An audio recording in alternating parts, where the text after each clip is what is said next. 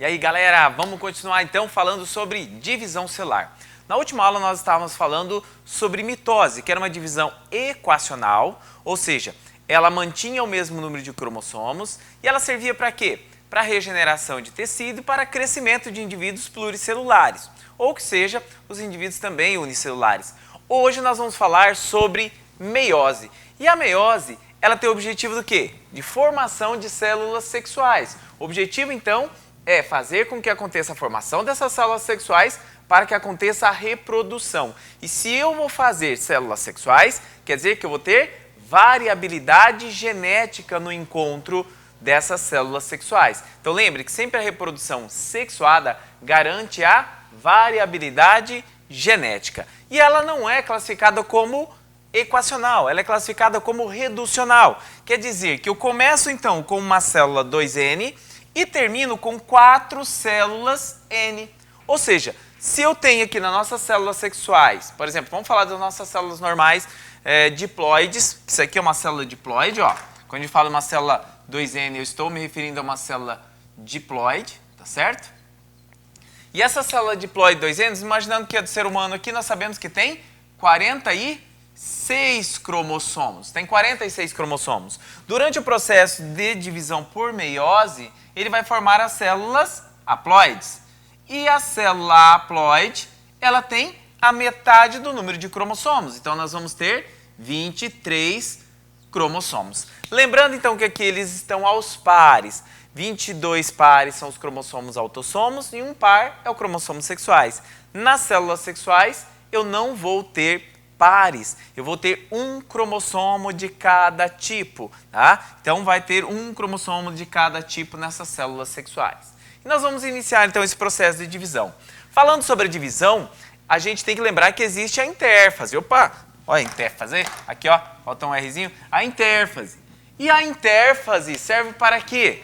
É aquela fase onde nós encontramos síntese proteica e encontramos aqui a fase S, que é a fase de duplicação desse material genético. Não tem como, lógico, não tem como, galera, a partir de uma célula diploide, tá, sem ser duplicado o material genético, eu chegar numa célula haploide.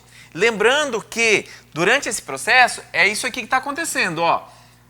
Aqui, ela inicia com os cromossomos em pares, nós já vimos isso.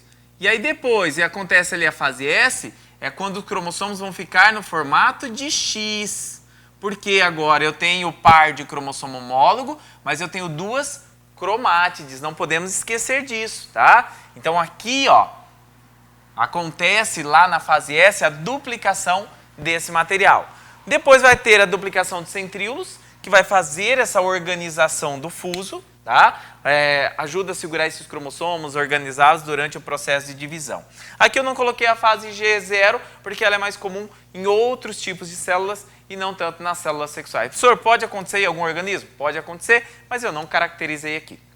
Primeira fase da meiose. A meiose ela é dividida, então, meiose 1 e meiose 2. Aqui, então, nós vamos iniciar a meiose 1, falando da prófase 1. Então, eu vou até colocar aqui como meiose 1, para vocês, para ficar mais claro, talvez. Então, dentro da meiose 1, existe a prófase 1. Professor, a prófase não era aquele negócio de desorganização celular? Sim, aqui vai acontecer desorganização celular. Mas além da desorganização celular, os autores deram subfases dentro desse grupo. Por exemplo, aqui nós temos a leptóteno. Na leptóteno acontece a condensação dos cromossomos, que é o que acontecia na mitose também. Os cromossomos vão se enrolar e aqui ele já está no formato de X, porque na fase S já aconteceu a duplicação desse cromossomo. Então ele foi se enrolando, enrolando, enrolando, espiralando, como queira, e adquiriu esse formato, região de centrômero, ok?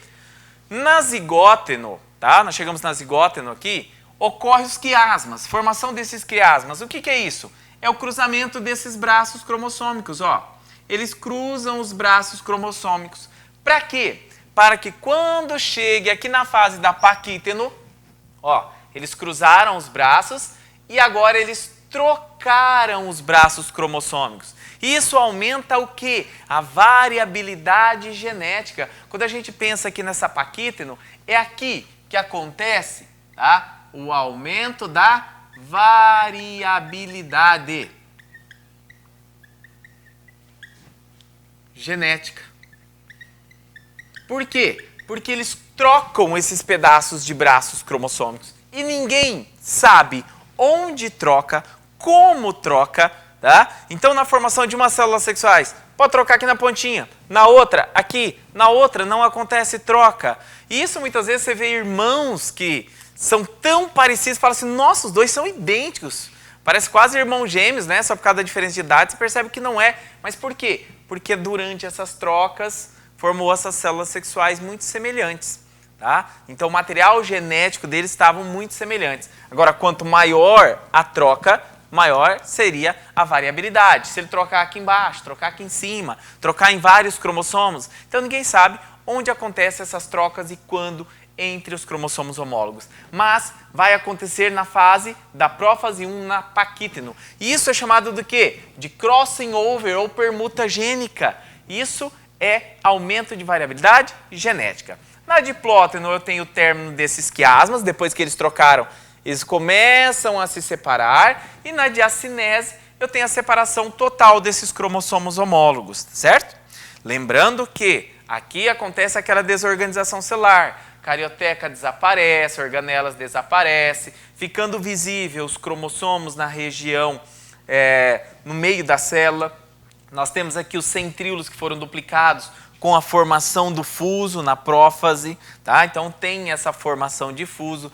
Isso aqui que nós estamos falando, que nós já falamos da mitose, ou seja, desorganização celular, acontece normalmente. Agora eles dão essas subfases. Então aqui nós temos leptóteno, zigóteno, paquíteno, diplóteno e diacinese. Professor, qual que cai mais nos vestibulares? O que eu tenho que me preocupar? Principalmente com a paquíteno, porque é aqui que acontece o aumento de variabilidade genética, ok? Então aqui existe um esqueminha que eu criei para ajudar, às vezes, a lembrar. Eu tinha maior dificuldade com esses nomes também. Às vezes você está olhando e fala, professor, na biologia sempre esses nomes malditos. Sim, sempre, né? Esses nomes que atrapalham a cabeça da gente.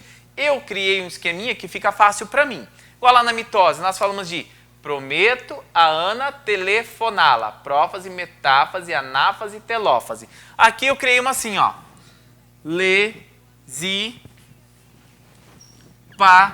Di, tá? Leptóteno, zigóteno, paquíteno, diplóteno e a última aqui que é a diacinese. Lesipadidi. Eu gravei isso aqui e ficou fácil para mim memorizar essas subfases. A mais importante é a paquíteno, ok? E agora nós vamos dar continuidade falando sobre as outras fases. Metáfase, anáfase e telófase 1, ok? Dando continuidade, então, nós vimos que a prófase tem toda aquela desorganização em suas subfases. Na metáfase, gente, é sempre a mesma coisa. Nós só temos que cuidar quando cai imagem na metáfase, tá?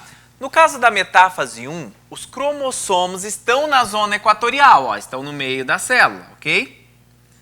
A diferença da metáfase 1, que nós vamos ver para a metáfase 2, e que a gente vê a diferença da metáfase lá na mitose, é que aqui, o que eu tenho? Cromossomos aos pares alinhados no meio da célula. Então, na metáfase 1 da prófase 1, esses cromossomos aqui se encontram em pares alinhados no meio da célula, na zona equatorial. Então, se cair uma imagem, muitas vezes nos vestibulares, e aí ele está se referindo, professor, eu sei que é uma metáfase, porque os cromossomos estão ali, alinhadinhos no meio da célula, mas eu não sei, vai ser metáfase 1? É metáfase 2? É metáfase da mitose? Tá? Se eles estiverem aos pares dessa maneira aqui, ó, no meio da célula, você sabe que é a metáfase 1, ok? Depois dessa metáfase 1, ocorre a anáfase 1. A anáfase 1, somente nela vai acontecer o quê? Separação dos cromossomos homólogos. Então agora, ó, os cromossomos são trazidos em direção aos centríolos ao encurtamento da fibra do fuso, e elas se afastam, tá? Arrastando os cromossomos homólogos. Então, separação de cromossomos homólogos só ocorre na anáfase 1, tá? Somente na anáfase 1. Nós vimos que na mitose é a separação das cromátides irmãs, ok? Então, separação de cromossomos homólogos. E aí, quando chega na telófase, acontece a cariocinese, que nada mais é do que a formação dessa carioteca, começa a sofrer uma reorganização celular. Professor, poderíamos colocar que isso aqui está novamente passando por uma reorganização celular? Pode, tá? Aqui ela volta a se reorganizar, formando a carioteca, encurtamento da fibra do fuso, começa a surgir as organelas e depois vai ter a citocinese. O que é a citocinese? A separação celular, que depois nós vamos ver a diferença da separação em uma célula vegetal e uma célula animal, tá? No caso da centrípeta ou centrífuga, isso eu vou explicar para vocês. Então, na telófase eu termino agora com duas células. E essas duas células já são N. Você fala, peraí, professor, então a meiose 1 ela já é reducional? Ela já é reducional. Por quê? Eu mantenho, olha aqui, ó, nós começamos lá, nós tínhamos 4, né, cromossomos. E agora cada uma vai ficar com 2. Só que os cromossomos ainda estão duplicados. Então, na telófase 1 já é reducional, já diminuiu o número de cromossomos e separou a célula. Então, volta a ter uma reorganização, tá? E aí nós iniciamos aqui na prófase 2 a parte da meiose 2. E esta meiose 2, ela é semelhante ao que acontece na mitose. Então, se você aprendeu mitose, fica fácil de você saber a meiose 2. Olha lá, ó. Volta a desorganização celular, espiralação ou condensação dos cromossomos, formação do fuso. Então aqui ela começa, ó, as duas células que estavam lá agora passam por isso aqui. Os cromossomos voltam a ficar, né, espiralados, centríolos, formação do fuso. Mesma coisa da mitose. Quando chega na metáfase 2, as duas células agora, ó, alinhadas, os cromossomos na zona equatorial. Estão aos pares? Não, porque eu não tenho o par homólogo dele. Olha aqui o cromossomo, ele é um metacêntrico, né? Aqui eu não tenho, eu tenho um acrocêntrico. Então são cromossomos não homólogos. Você vê que eles não estão aos pares, como eu falei para vocês lá na metáfase 1. Quer ver? Gravem bem essa imagem, veja que os cromossomos estão alinhados, tá? Um debaixo do outro. Vem comigo. Quando nós chegamos aqui na metáfase, onde nós iniciamos esse trecho, olha lá, ó, os cromossomos estão aos pares, um ao lado do outro, o seu cromossomo homólogo. Então é diferente da metáfase 1 para a metáfase 2. Então a gente encerra aqui essa parte, depois eu vou complementar a aula ainda com vocês.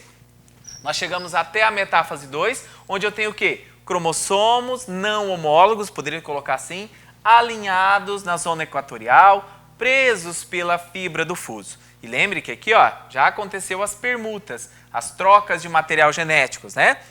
Fase S ocorre a duplicação desse material.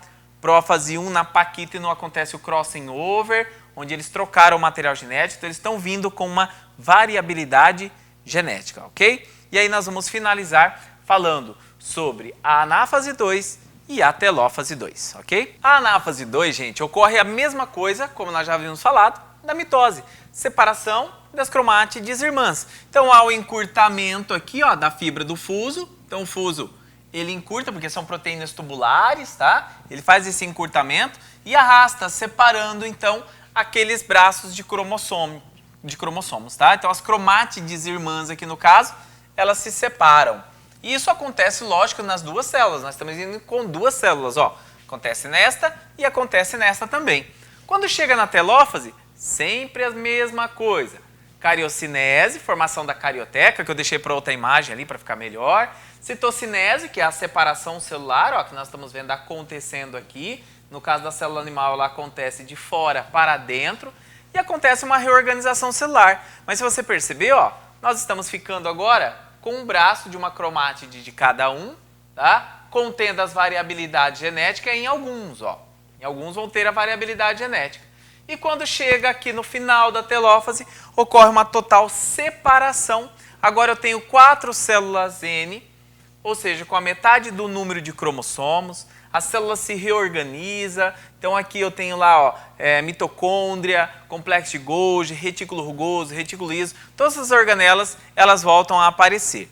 E aí nós vamos falar da parte de espermiogênese e ovogênese para vocês também, para ver o que acontece nas etapas e as diferenciações entre a formação da célula sexual masculina e da formação da célula sexual feminina, tá certo? Mas agora ainda eu vou falar para vocês a diferença nesse processo de citocinese, da separação celular entre uma célula animal e de uma célula vegetal, ok? E aí, galerinha, então falando aqui da citocinese, que é aquela separação celular, eu disse que existia diferença entre a célula vegetal e a célula animal. Então, na célula animal, como nós vimos na divisão que eu fui fazendo, ela acontece de fora para dentro. Isso é chamado de uma divisão centrípeta ou centrípeta. Então, quando acontecer de fora para dentro, é chamado de centrípeta. No caso dos vegetais, como tem a parede celular, essa separação acontece de dentro para fora, através de estruturas chamadas de fragmoplastos. Então, aqui são adicionadas estruturas chamadas de fragmoplastos, tá? E eles vão separando essa célula de dentro para fora. Como ela é de dentro para fora, aí ela é chamada de centrífuga, tá? Então, existe a diferença entre a célula animal e a célula vegetal. Ao falarmos de espermiogênese, a gente fala tanto de mitose quanto meiose. Vem comigo.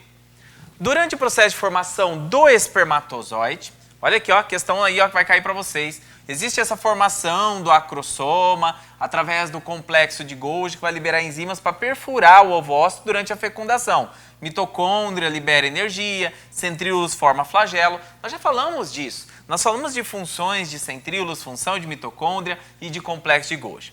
Durante a espermiogênese, existe uma fase chamada de germinativa. É quando as espermatogônias multiplicam-se por mitose, formando novas espermatogônias. Então, se é uma célula 2N formando outra 2N, aqui está acontecendo mitose. Então, durante a formação do espermatozoide, inicialmente, começa com mitose. A mesma coisa com o ovócito. Daqui para frente, de espermatogônia para frente, começa uma fase chamada de crescimento, onde ela passa pela primeira meiose.